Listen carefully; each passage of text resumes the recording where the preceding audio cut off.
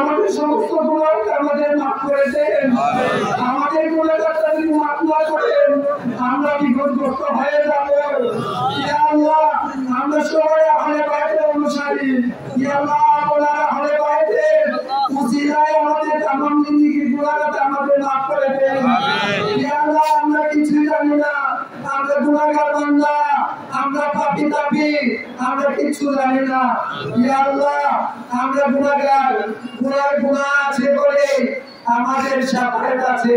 যদি আমরা গুনাহগার না হতাম তা আমাদেরকে কে শাফায়াত করতেন?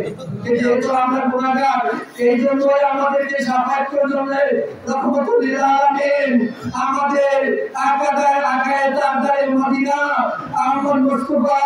মুহাম্মদ মুস্তাফা সাল্লাল্লাহু আলাইহি ওয়াসাল্লামকে ওই দুনিয়ার মধ্যে সারা জাহানের জন্য প্রেরণ করেছেন, আমাদের কাছে রহমতুল লিল আলামিন হিসেবে প্রেরণ করেছেন।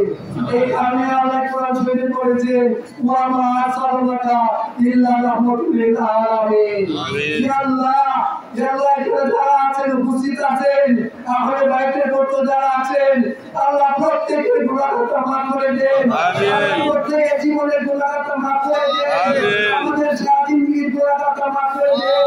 ইয়া আল্লাহ, যে উদ্দেশ্য নিয়ে এসেছে, ইয়া আল্লাহ, আপনার নবীর আহলে বাইতের মুছেরা প্রত্যেকের মনে নেক মকসুদ পূর্ণ করে দাও। আমিন। ইয়া আল্লাহ, আমাদের আহলে বাইতের মহব্বতকে আমরা সারা জীবন করতে পারি, মৃত্যুর আগ পর্যন্ত যাতে আমরা ইয়া হুসাইন করে যাতে আমাদের মৃত্যুবরণ হয়, আমরা যাতে ইমাম হুসাইনের সাথে যাতে আমরা ইয়া হুসাইন করে যাতে আমাদেরও শাহাদাত বরণ হয়ে যায়। ইয়া আল্লাহ, আমাদের কবুল করুন। ইয়া আল্লাহ, আমাদের প্রত্যেকের গুনাহটা কবুল করুন। গুনাহটা কবুল করুন।